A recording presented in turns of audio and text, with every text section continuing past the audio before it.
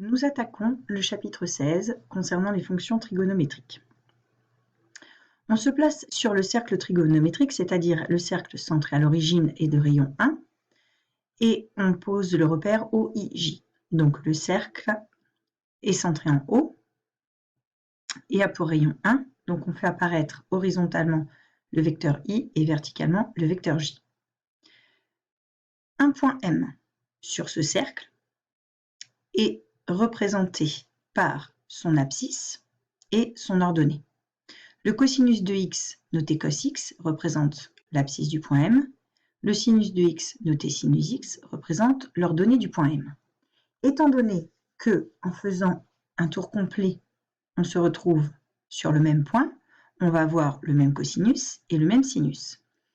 Le périmètre d'un cercle, c'est 2π fois le rayon. Donc pour le cercle trigonométrique, c'est 2π fois 1, c'est-à-dire 2π. Donc à chaque fois que x prend une valeur supplémentaire de 2π, il va avoir le même cosinus et le même sinus. On dit donc que le cosinus et le sinus sont 2π périodiques. C'est-à-dire que pour tout x, cosinus de x plus 2π est égal à cosinus x, et sinus de x plus 2π est égal à sinus x. La fonction cosinus est paire. Pour cela, je vous invite à refaire un cercle trigonométrique comme vous en aviez fait l'année dernière. Ceci est issu du cours de première. On a un point M et le point M3 ici et sont symétriques par rapport à l'axe des abscisses. Ainsi, l'angle X ici donne un angle moins X ici.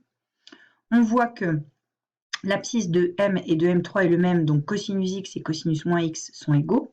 Par contre, le sinus de X et le sinus de moins X sont opposés, donc sinus de moins X est égal à moins sinus X. Ainsi, on dit que la fonction cosinus est paire, c'est-à-dire que pour tout x, cos x est égal à cos de moins x, et la fonction sinus est impaire, c'est-à-dire que pour tout x, sinus de moins x, c'est moins sinus x.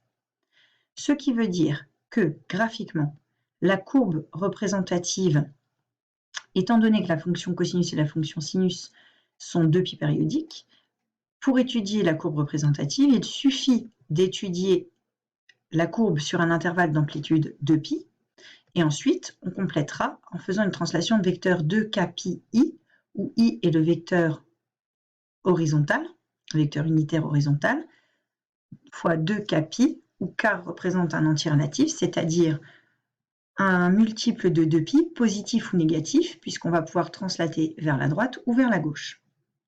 Ça, c'est le fait qu'elle soit 2π périodique. Le fait que la fonction cosinus soit paire. Le cosinus de moins x est égal au cosinus de x. Ça veut dire que graphiquement, la courbe est symétrique par rapport à l'axe des ordonnées. Et le fait que la fonction sinus est impaire, sinus moins x est égal à moins sinus x, ça veut dire que graphiquement, la courbe est symétrique par rapport à l'origine du repère. Ainsi, nous avons pris un exemple dans le cours de la fonction cosinus. Cosinus de 0, ça fait 1. Ensuite, on va placer cosinus de pi sur 6, qui vaut racine de 3 sur 2. Par symétrie, on a cosinus de moins pi sur 6, qui est aussi égal à racine de 3 sur 2. Cosinus de pi sur 4, racine de 2 sur 2. Cosinus de moins pi sur 4, racine de 2 sur 2. Cosinus de pi sur 3, moins 1 demi. Cosinus de moins pi sur 3, aussi 1 demi. Cosinus de pi sur 2, ça vaut 0. Cosinus de moins pi sur 2, ça vaut 0.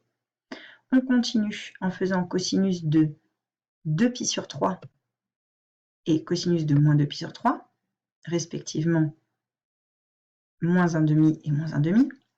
Ensuite, cosinus de moins 3π sur 4 et moins 3π sur 4 qui vont être toutes les deux égales à moins racine de 2 sur 2. Et ensuite, cosinus de 5π sur 6 et moins 5π sur 6, tous deux égaux à moins racine de 3 sur 2. Et enfin, cosinus de pi et de moins pi, tous deux égaux à moins 1. On relie ces points. On a bien une partie de la courbe d'amplitude de pi, puisqu'on va de moins pi à pi. Donc on va prendre cette portion de courbe et la reproduire sur la droite et sur la gauche. De la même façon, on peut construire la courbe de la fonction sinus. ce que j'ai fait dans la partie GeoGebra. Je suis partie de 0, qui a pour sinus 0. Ensuite, le point pi sur 6, le point d'abscisse pi sur 6, et sinus pi sur 6, c'est 1/2. Pour pi sur 4, le sinus de pi sur 4, c'est racine de 2 sur 2. Pour pi sur 3, son sinus, c'est racine de 3 sur 2. Pour pi, son sinus, c'est... pour 2pi sur 3, son sinus, c'est aussi racine de 3 sur 2. Pour 3pi sur 4, c'est racine de 2 sur 2. Pour 5pi sur 6, c'est 1/2. Et pour pi, on obtient 0. Ensuite, on fait la symétrie par rapport à l'origine. Donc, pour moins pi sur 6, on obtient moins 1/2.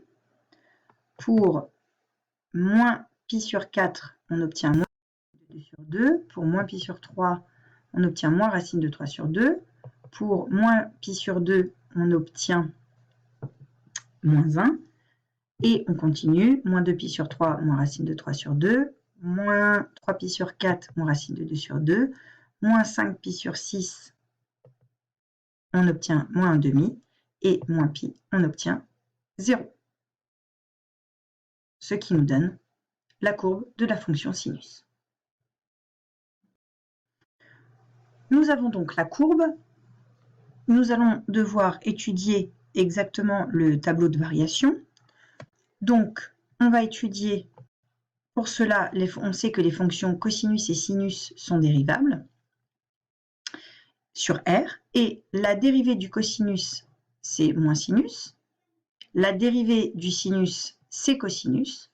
Donc, si on fait la fonction composée cosinus de u de x que l'on va dériver, ça va nous donner u' fois la dérivée de cosinus de u de x, c'est-à-dire u' fois moins sinus de u de x.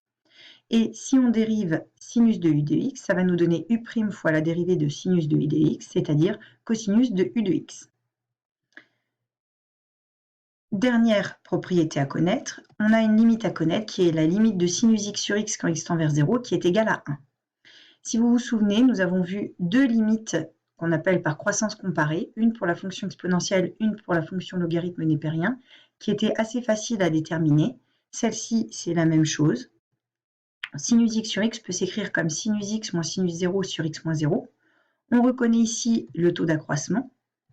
Or, la fonction sinus est dérivable sur R, donc en particulier en 0. Donc, le taux d'accroissement de la fonction sinus en 0, ça va être égal à la dérivée de sinus en 0. Son taux d'accroissement admet une limite finie en 0 qui est la dérivée de sinus en 0, c'est-à-dire sinus prime de 0. Or, sinus prime, c'est cosinus, donc ça va être cosinus 0. Or, cosinus de 0, ça fait 1.